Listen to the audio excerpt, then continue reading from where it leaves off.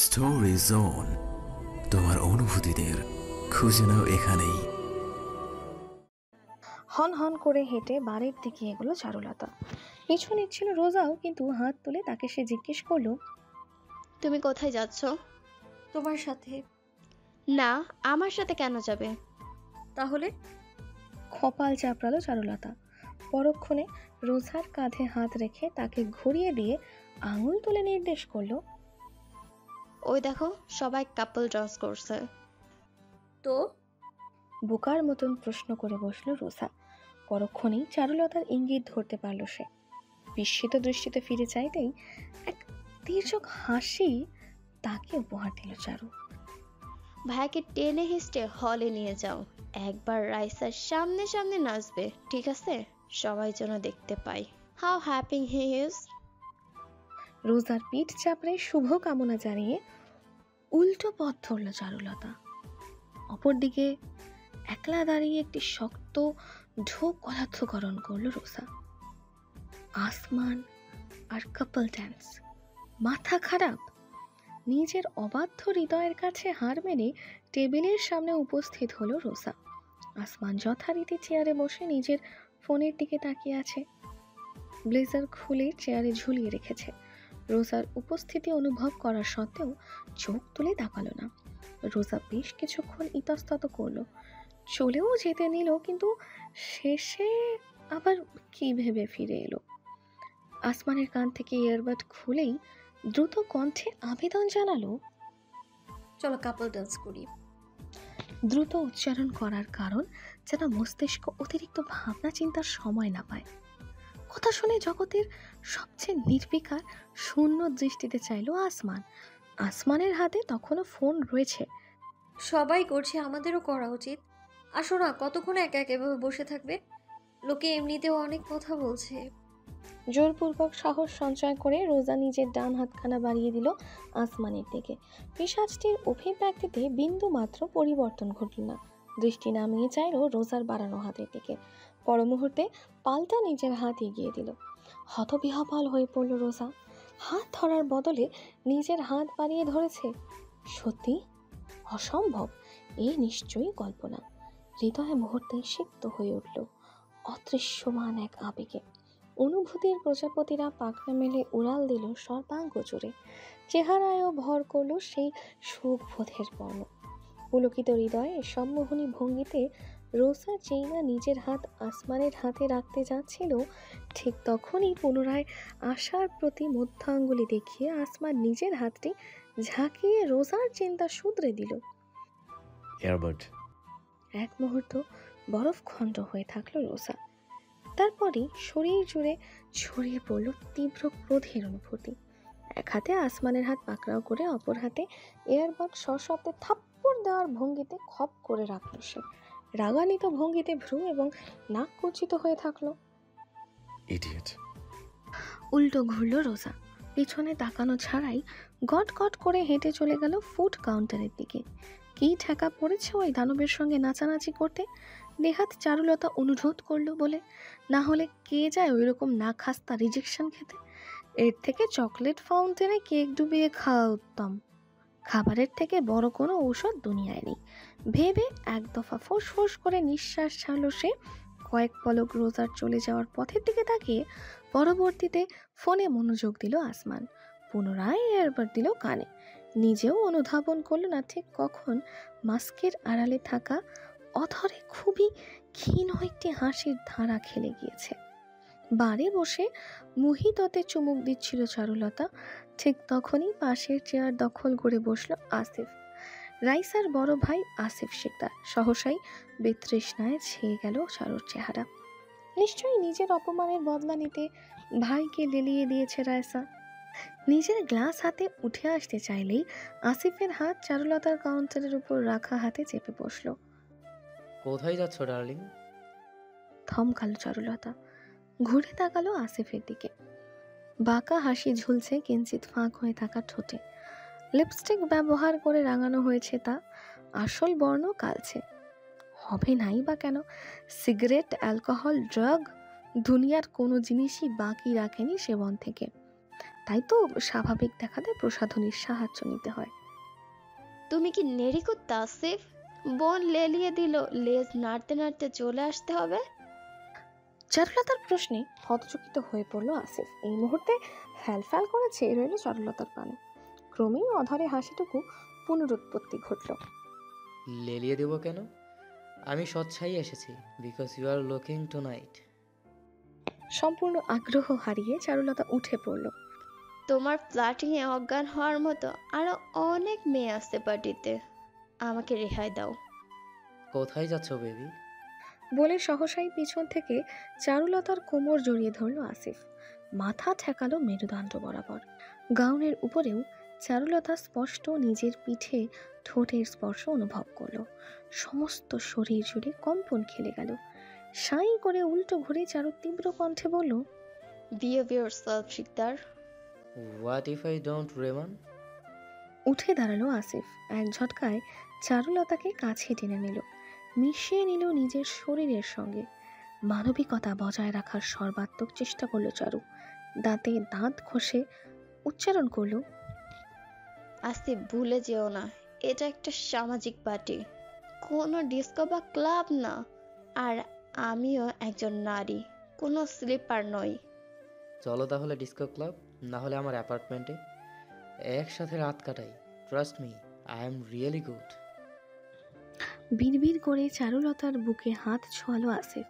ধৈর্যের সীমা সহসাই অতিক্রান্ত হলো চারুর। দ্বিতীয় চিন্তা ছাড়াই নিজের ডান হাত উত্তোলিত করে সশব্দে আসিফের গালে চড় বসালো সে। এতটাই জোর ছিল আঘাতে যে আসিফ রীতিমতো ছিটকে পড়ল চেয়ারের উপর। পার্টির অর্কেস্ট্রা থেমে গেল। সকলের দৃষ্টি আবদ্ধ হয়ে পড়ল নাটকীয় দৃশ্যপটে। কাপুরুষ বলে উঠে পা তুলে আসিফের তলপেট বরাবর নিজের হিল দিয়ে চাপ দিল চারুলতা। ব্যথায় কুকড়ে গেল সে, কিন্তু চারুর মাঝে বিন্দু মাত্র ভ্রুক্ষেপ নেই। আমাকে কি তোর অবলা নারী মনে হয় যে চুপচাপ শুয়ে যাব? বারবার ভুলে যাস কেন এই নারীর পেট থেকেই তোর জন্ম? ফুড কাউন্টারে দাঁড়িয়ে স্যান্ডউইচে কামড় বসাতে থাকা রোজা দৃশ্যটি খেয়াল করে খাবার রেখে দ্রুত ছুটল বাড়ির দিকে। ততক্ষণে চারুলতা নিজের পা সরিয়ে নিয়েছে। রাগ প্রশমিত করে সে চলে যেতে উদ্যত হচ্ছিল, কিন্তু নাছোড় বান্দা আসিফ উঠে দাঁড়িয়ে চুল টেনে ধরল পিছন থেকে। বড্ড বেশি দেমাক তো, সবার সামনে আমাকে অপদস্থ করে পার পেয়ে যাবি ভেবেছিস? তোকে একটা উচিত শিক্ষা আজ দিতেই হবে। হাত তুলতে উদ্যত হচ্ছিল আসিফ, কিন্তু এর আগেই অভূতপূর্ব ঘটনাটি ঘটল। চারুলতার সামনে আবির্ভূত হলো আসমান। তাতে আসিফের চটটি চারুর বদলে আঘাত হানল আসমানের চেহারায়। মুহূর্তেই পিন পতন নীরবতায় ছেয়ে গেল চারপাশ। নির্বিকার আসমান। আসিফের চরে খুব একটা এসেছে কিংবা গিয়েছে বলে মনে হলো না। পর্বতের ন্যায় অটল সে, হিমালয়ের ন্যায় হিম শীতল স্থির। প্রজ্বলিত নয়ন জুড়ে কৃষ্ণ গহ্বরের উৎপত্তি। আসিফ কয়েক পা পিছিয়ে গেল আসমানের দৃষ্টি লক্ষ্য করে। ছেলেটির উপস্থিতি কেমন যেন অশুভ, যার কারণে তাকে ঘাঁটাতে চায় না কেউই। এজন্যই এই ঝামেলার মাঝেও কেউ হস্তক্ষেপ করছে না। আসমান পিছনে ফিরল। চারুলতা বাকরুদ্ধ হয়ে দাঁড়িয়ে আছে। আসমান শান্ত অথচ শক্তিশালী কণ্ঠে জিজ্ঞেস করল, কি হয়েছে? আপনার বোন আমাকে অপমান করেছে। উত্তর দিল আসিফ। গায়ে মাখল না আসমান, দৃষ্টি শুধুমাত্র চারুলতার উপর আপতিত। এক মুহূর্ত সময় নিল চারু, জানালো, আমাকে অশ্লীল কথা বলছে, তারপর খারাপভাবে স্পর্শ করছে। শুধু একটু ছুঁয়েই তো দিয়েছি, তার জন্য এত নাট? আখ। বাক্যটি সম্পূর্ণ করার সময় কিংবা সুযোগ কোনোটাই লাভ করল না আসিফ। আসমানের হাত বিদ্যুতের গতিতে পাকড়াও করল কণ্ঠ। চেপে ধরে মুহূর্তের মাঝে শরীর তুলে ধরল শূন্যে। তারপরই ওই অবস্থায় আছড়ে ফেলল কাউন্টারের উপর। তখনও আসিফের গ্রীবাদেশ মুক্ত হয়নি আসমানের কবল থেকে। এতক্ষণে যেন সম্বিত ফিরেছে অতিথিদের। শিকদার পরিবারের কয়েকজন বডিগার্ড বাহির থেকে ছুটে এলো রাইসার ডাকে। আসমানকে ঘিরে ফেললো চারপাশ থেকে, তবুও তাকে একরত্তি টলাতে সক্ষম হলো না। আসিফের গলা চেপে ধরে আছে সে কাউন্টারের সঙ্গে। ছেলেটা ছটফট করছে, নিজেকে ছাড়ানোর আপ্রাণ চেষ্টা করছে, কিন্তু সুস্থির আসমান। তাকে বাগে আনতে বডিগার্ডদের একজন আঘাত করলো ঘাড় বরাবর, তাতে নিজের হাতের বাঁধনে ঢিল দিল আসমান। তড়িৎ গতিতে নিজেকে ছাড়িয়ে আসমানকে একটি খালি কাচের বোতল দিয়ে মারতে উদ্যত হচ্ছিল ক্রোধে উন্মাদ আসিফ। তা দৃষ্টিগোচর হতেই নিজেকে আর দূরে রাখতে সক্ষম হলো না রোজা। দ্বিতীয়বার চিন্তাও করলো না নাক গলানো আদৌ উচিত হবে কিনা। পা তাকে স্বয়ংক্রিয়ভাবে টেনে আনলো কুরুক্ষেত্রের মাঝে। Excuse me. জোরপূর্বক ভিড়ের মধ্যখানে নিজেকে ঢোকালো রোসা। আসমান এবং আসিফ বডিগার্ডদের মাঝে ঢাল হয়ে দাঁড়ালো যেন। আসমানকে ঠেলে কিছুটা পিছনে সরিয়ে দিয়ে সামনে এক হাত তুলে থামার ভঙ্গি করে কঠোর কণ্ঠে বলল, এটা একটা সামাজিক জায়গা, বক্সিং রিং নয়। নিজের শক্তি জাহির করবার কোনো প্রয়োজন নেই এখানে। আপনি মাঝখানে বাদ সাধেন কেন? সরে যান। এটা শিকদার আর রেমান পরিবারের ব্যাপার। রেমান পরিবারের সদস্য হিসেবে মাঝখানে দাঁড়ানোর এবং এই দাঙ্গা থামানোর অধিকার অবশ্যই আমার রয়েছে। আসিফের প্রশ্নের কড়া জবাব দিল রোজা। তাতে কয়েক সেকেন্ড নীরব থাকলো পরিবেশ। তারপরই রোজা পুনরায় বলল, আপনি যা করেছেন একদম ঠিক করেননি। একজন নারীকে কখনো অনুমতিবিহীন স্পর্শ করা উচিত না। আপনি চারুলতার কাছে ক্ষমা চেয়ে নিন, সবকিছুর অবসান ঘটবে। অযথা আগুনে ঘি ঢালবেন না। ও, এখন আমার তোর কাছ থেকে শিখতে হবে যে কি করব আর কি করব না। এগিয়ে এলো আসিফ। রোজার বুকে হাত রেখে সজোরে ধাক্কা দিল। ভারসাম্য হারিয়ে পিছিয়ে গেল রোজা। দেখুন, আপনি কিন্তু বাড়াবাড়ি করছেন। করব? কি করবি? আবারও ধাক্কা দিল আসিফ। অতঃপর আরও একবার। চতুর্থবার দেওয়ার পূর্বেই হাতটি খপ করে ধরে ফেলল আসমান। অপর হাতে রোজাকে নিজের পিছনে ঠেলে এগিয়ে গেল সামনে। আসিফের হাতখানা মুহূর্তের মাঝেই মুচড়ে দিল সে। কট কট করে শব্দ হলো আঙুলের হাড় ভাঙার। সম্পূর্ণ কুঁকড়ে গেল আসিফ। আসমান দৃঢ় কণ্ঠে বিড়বিড় করল, How dare you to touch my wife and sister? আহ! চিৎকারের ধ্বনির সঙ্গে তাল মেলালো হাড়ের গুঞ্জন। ফট করে বেঁকে গেল আসিফের ডান হাতটি, ঝুলতে থাকলো কনুই বরাবর। আতঙ্কিত চেহারায় নির্বোধের মতো চেয়ে থাকলো আসিফ। দৃষ্টি ঝাপসা হয়ে আসছে, শরীর আর নিতে পারছে না। কেউ কিছু বুঝে ওঠার আগেই ধপাস করে সে লুটিয়ে পড়ল মেঝেতে। অশরীরী দৃশ্যটির পানে বাকরুদ্ধ হয়ে চেয়ে রইল সকলে। সকলের পায়ে যেন শিকড় গজিয়েছে।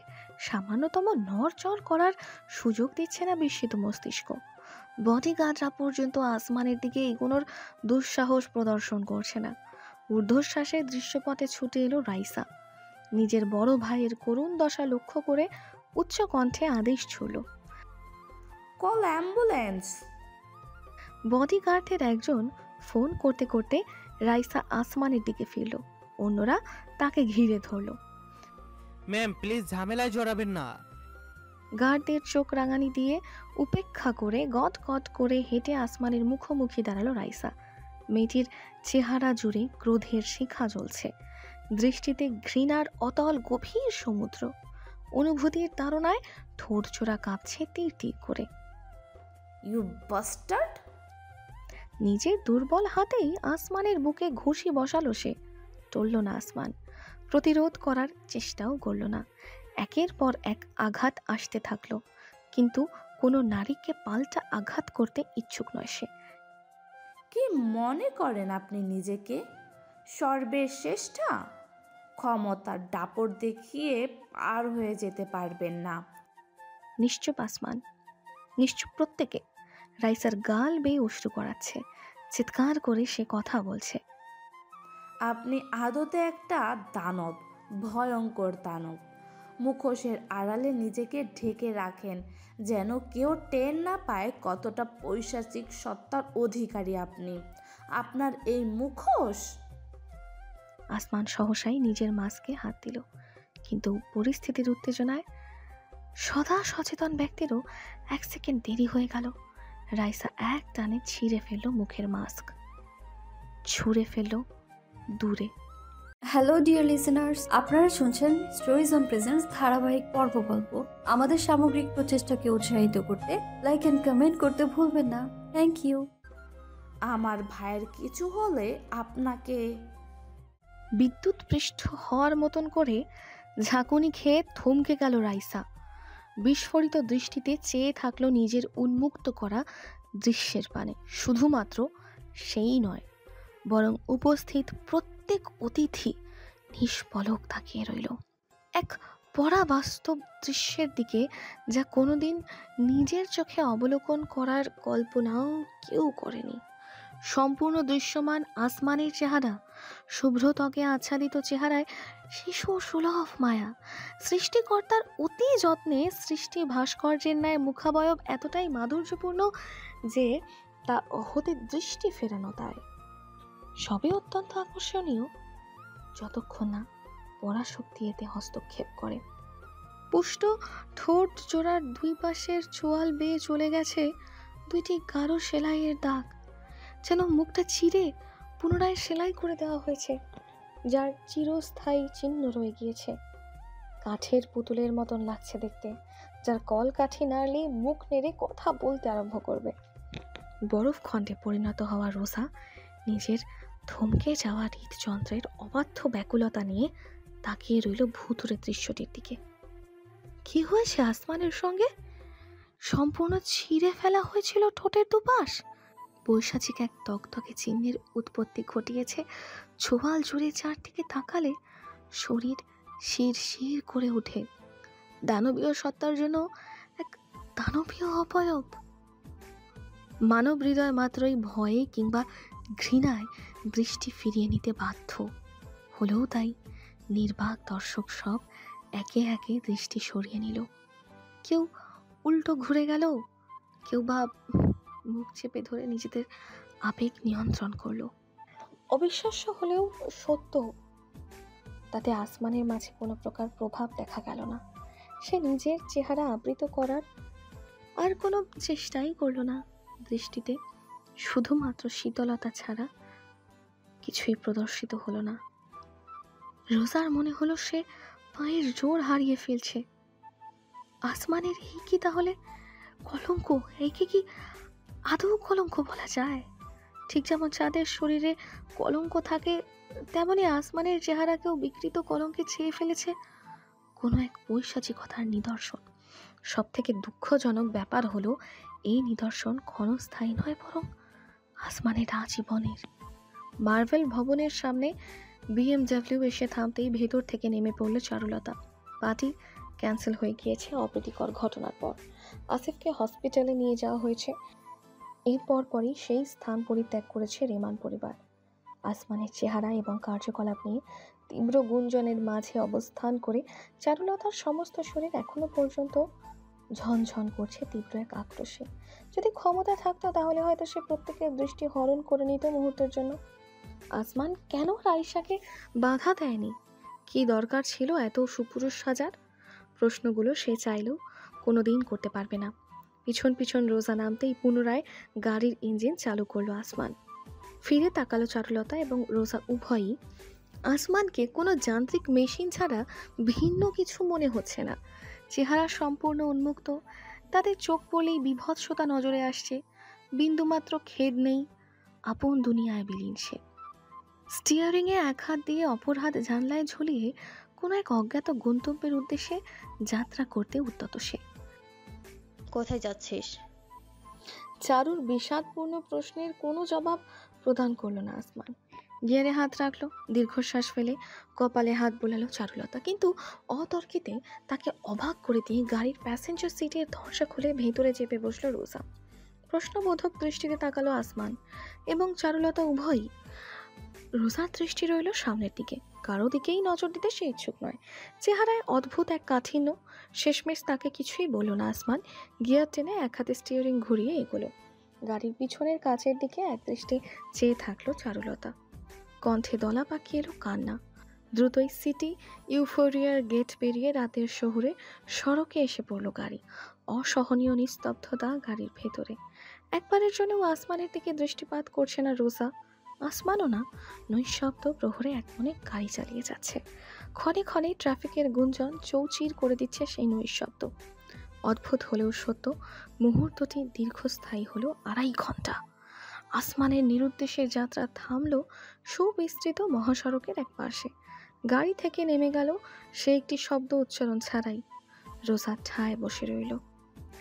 রাস্তার দুপাশ জুড়ে বিস্তৃত ক্ষেত। রাত্রির আভায় দূর দিগন্ত ছাওয়া গাছের ছায়া বাতাসে দোল খাচ্ছে। গগনে ছড়িয়ে তারকারাজি মিটমিট করে জ্বলছে নিভছে আপন লয়। যত দূর দৃষ্টি যায় জনজীবনের চিহ্ন নেই।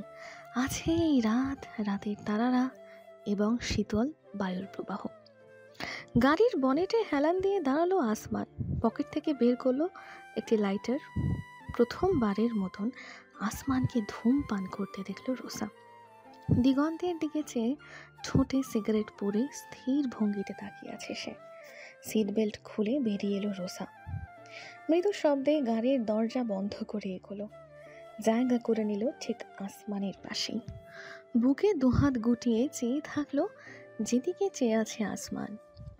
এক নজর তাকে দেখে পুনরায় সিগারেটে মনোযোগ দিল সে।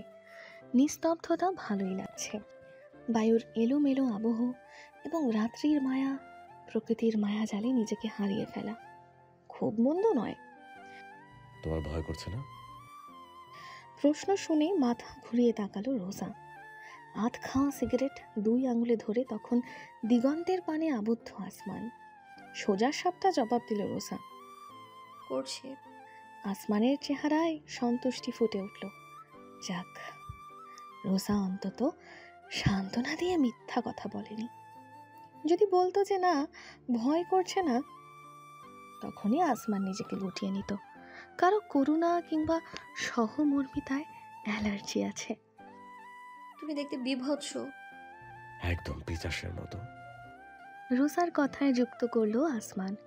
সম্মতি জানাল রোজা। মাস্ক পরে থাকাই ভালো, কেউ এই কদর্যতা দেখতে পারবে না। এক্স্যাক্টলি। মাথা দোলালো আসমান। কিন্তু আমি দেখতে চাই। সিগারেট ঠোঁটে ছোঁয়াতে ছোঁয়াতে স্থির হয়ে গেল আসমান। মাথা হেলিয়ে তাকালো রোজার দিকে। মেয়েটি এই প্রথম সরাসরি তাকালো। দৃষ্টিতে কোনো প্রকার ভয়, আতঙ্ক, ঘৃণা কিংবা করুণা নেই। আছে শুধু অদ্ভুত এক মমত্ববোধ, যেন জগতের সব থেকে সুন্দর বস্তুটির দিকে চেয়ে আছে সে। এহেন চমৎকারকে অবলোকন করেও পরিতৃপ্ত হৃদয়। চাঁদেরও কলঙ্ক আছে, তবুও সাহিত্যিকেরা রমণীদের তুলনা করে চাঁদের সঙ্গে। প্রেমিকেরা প্রেয়সীদের নিকট ওয়াদা করে ওই চাঁদের টুকরো এনে দেবার। শিশুরা বড় হয় মায়ের মুখে চাঁদ মামার গল্প শুনে, কেন জানো? প্রথমবারের মতন রোসার উপর থেকে হাজার চাইলেও নিজের দৃষ্টি সরাতে পারল না আসমান। অদ্ভুত এক সম্মোহনী শক্তিতে সে আবদ্ধ হয়ে পড়েছে মেয়েটির মুখাবয়বে। কণ্ঠস্বরে জাদুতে নিজের কম্পিত হাত তুলে ধরল রোজা। আলতো করে ছুঁয়ে দিল আসমানের ঠোঁটের পাশের দাগে উদ্ভাসিত ত্বক। বৃদ্ধাঙ্গুলি ধীরে ধীরে বয়ে চলল সেই আসমানের কলঙ্কের দাগের উপর। রোজার চোখজোড়া চল করে উঠল, অধর ভেসে উঠল হাসিতে। কারণ সেই কলঙ্ক ছাপিয়ে যোছনা ছড়িয়ে চাঁদ ভালোবাসা বিলায়। অন্তরে আনে প্রশান্তি, দৃষ্টিতে মুগ্ধতা। চাঁদ সুন্দর, প্রচণ্ড সুন্দর। আসমানের আঙুল থেকে সিগারেটটি পড়ে গেল মাটিতে। রোজা থেমে নেই, হাতের আঙুল আঁকিবুকি কেটে চলেছে আসমানের কপল জুড়ে। কোনো প্রকার বাধা দিল না আসমান। বুঝে আসলো চোখের পাতা, নিজেকে বিলিয়ে দিল রোজার স্পর্শের অনুভূতিতে। 4 হাত পায়ে আবদ্ধ হয়ে আছে। সহস্র প্রচেষ্টা সত্ত্বেও নিজেকে মুক্ত করা অসম্ভব। থেকে থেকে চিনচিন করে উঠছে বুক। মুখের ভিতর ঢুকে গিয়েছে 4 ইঞ্চি হিল। জুতোর বিদঘুটে স্বাদ জিহ্বায় ঠেকছে, গা গুলিয়ে উঠছে। ঠোঁটের পাশ করিয়ে নামছে লালা, কিন্তু নিস্তার নেই কোনো। চাপা গোঙানি ব্যতীত কোনো কিছুই করা সম্ভবপর হচ্ছে না। রমণীর কুটিল এবং তৃপ্তিভর মুখশ্রী ঝাপসা দৃষ্টিতে চোখে পড়ল। টকটকে লাল ঠোঁট জোড়ায় এক পাশবিক বাসনা। হিলের অংশ গভীরে ঢুকলো, নিঃশ্বাস আটকে এলো সম্পূর্ণ। ফিসফিস কণ্ঠস্বর, সজোরে একটি টান, তারপর আরও একটি। হিলের ডগা এদিক সেদিক মোচড় দিচ্ছে। দেহের ত্বক সহ্য করতে পারছে না, কয়েক মুহূর্তের মধ্যেই হাল ছেড়ে দিল। চিচির করে ফেরে গেল ঠোঁটের এক পাশ। অল্প একটু, তাতেও মোচড় বন্ধ না হওয়ায় ক্রমশই দীর্ঘ হলো তা। রক্তের নদী প্রবাহিত হয়ে গেল কণ্ঠনালীতেও। যন্ত্রণা, যন্ত্রণারাও অনুভূত হতে ভয় পেয়ে গিয়েছে যেন। আর্তনাদ, হাহাকার হারিয়েছে কণ্ঠের রক্তে। অনুভূতিরা বিলিয়েছে নরক মাঝে। থমকে গিয়েছে হৃদস্পন্দন। মৃত্যুদূত দাঁড়িয়ে দোরগোড়ায়, তবুও পদক্ষেপ স্থির। না, যথেষ্ট নয়, আরও চাই যন্ত্রণা। চোখ মেলতেই কালো সিলিং নজরে এলো, তাতে অফ হোয়াইট বর্ণের ডিজাইন। উভয় রং পেঁচিয়ে সর্পিল আকৃতির উদ্ভব ঘটিয়েছে। বুকের ভেতর হৃদযন্ত্র ক্ষিপ্র গতিতে অক্সিজেন ছড়াতে ব্যস্ত। দুঃস্বপ্নের পর শরীরের কোষের কর্মকাণ্ড বহু গুণে বৃদ্ধি পায়। এই বৃদ্ধিপ্রাপ্ত চাহিদা মেটানো প্রয়োজন। বিছানায় উঠে বসলো আসমান। পরনের হাফ হাতা টি শার্ট ঘামে ভিজে লিপটে আছে শরীরের সঙ্গে। দেহের উপর থেকে ব্ল্যাঙ্কেট সরিয়ে দিল, তাতে এসির শীতল বায়ু হু হু করে প্রবেশ করতে থাকলো অঙ্গ প্রত্যঙ্গে। কেমন একটা শিরশিরে ভাব খেলে গেল সমস্ত শরীরে। এসির বাতাসের কারণে নাকি স্বপ্নের কারণে ভাবার চেষ্টা করলো না আসমান। স্বয়ংক্রিয়ভাবে হাত উঠে এলো চেহারায়, ছুঁয়ে দিল ঠোঁটের পাশের গাঢ় সেলাইয়ের দাগের জায়গাটা। আলতো করে সে অনুভব করলো নিজেকে, নিজের যন্ত্রণাকে। তারপর এক মুহূর্তের মধ্যে সব কিছুর দূরীভূত ঘটালো। বিছানা থেকে উঠতে উঠতে দেওয়াল ঘড়িতে দেখলো সকাল 8:30 বাজে। ফ্রেশ হয়ে সিঁড়ি বেয়ে নিচে নামতে নামতে কিচেনে পরিচিত দৃশ্যটি নজরে পড়ল। চুলার ধারে রোসা সিরামিকের পাত্রে ধীরে ধীরে চামচ নেড়ে চলেছে। গরম বাষ্প উঠছে, সঙ্গে পেটে মোচড় দেওয়ার মতন এক সুঘ্রাণ। আসমান কিচেনে গেল নিজের জন্য কিছুটা প্রোটিন শেক বানাতে। তাকে প্রবেশ করতে দেখেই রোসা বিস্তর হেসে বলল, গুড মর্নিং। উত্তরে শুধু মাথা দোলালো আসমান। চলে গেল ক্যাবিনেটের কাছে। ফ্লাস্কে কিছুটা বরফ, পানি এবং প্রোটিন পাউডার নিয়ে ঝাঁকাতে ঝাঁকাতে সে তাকালো রোসার দিকে। একটা হলুদাভ বর্ণের লম্বা ফ্রক পরনে, একই ধাঁচের পাজামা, যার নিম্নাংশে গোলাকার মুক্তার মতন দেখতে পাথর বসানো। চুলগুলো একটি কাঠি দিয়ে খোপা করে নিয়েছে। ছোট ছোট চুল সব সেই খোপা ছাড়িয়ে কপালের চারপাশে ছড়িয়ে রয়েছে। আসমান তাকিয়ে থাকতে থাকতেই রোসার দিকে ঘুরল। একটি চামচ পাড়িয়ে ধরে নিচে নিজের অপর হাত ধরে বলল, দেখো তো একটু লবণ ঠিক আছে কিনা, আমার কাছে বেশি মনে হচ্ছে। চামচের দিকে তাকিয়ে থমকে গেল আসমান। মাস্কের অন্তরালে ঠোঁট জোড়া একে অপরের সঙ্গে চেপে বসল। তাড়াতাড়ি দাদুর খাবার দিতে হবে। তাড়া দিল রোসা। এক মুহূর্ত কি যেন চিন্তা করে শেষমেশ ছোট্ট একটা নিঃশ্বাস ফেলে আসমান নিজের মাস্ক নিচে নামালো এক আঙুলে। কাজটি করার সময় দৃষ্টি আবদ্ধ রইল রোসার নয়ন মাঝে, কিন্তু তাতে বিন্দুমাত্র ঘৃণা, সংকোচ কিংবা ভয় দেখা পাওয়া গেল না। অতি স্বাভাবিক তা, যেন এমন দৃশ্য প্রতিদিন অবলোকন করে অভ্যস্ত সে। সামনে ঝুঁকে রোসার হাতের চামচ থেকে খেয়ে নিল আসমান। মাস্ক পুনরায় উঠাতে গিয়ে খেয়াল করলো মেয়েটির অধরের হাসিটি বিস্তৃত হয়েছে, যার দরুন মুখ ঢাকার প্রচেষ্টায় ক্ষান্ত হলো সে। আস্তে করে বলল, লবণ ঠিক আছে। ও তাহলে তো হলোই। পুনরায় পাত্রের চিকেন স্যুপ নাড়তে মনোযোগ দিল রোসা। পাশেই একজন দানবীয় সত্তার অধিকারী মানুষ দাঁড়িয়ে রয়েছে, তাতে কোনো পরোয়া রয়েছে বলে মনে হলো না। হুট করেই আগের রাতের দৃশ্যটি আসমানের সম্মুখে ভেসে উঠল প্রতিচ্ছবি হয়ে।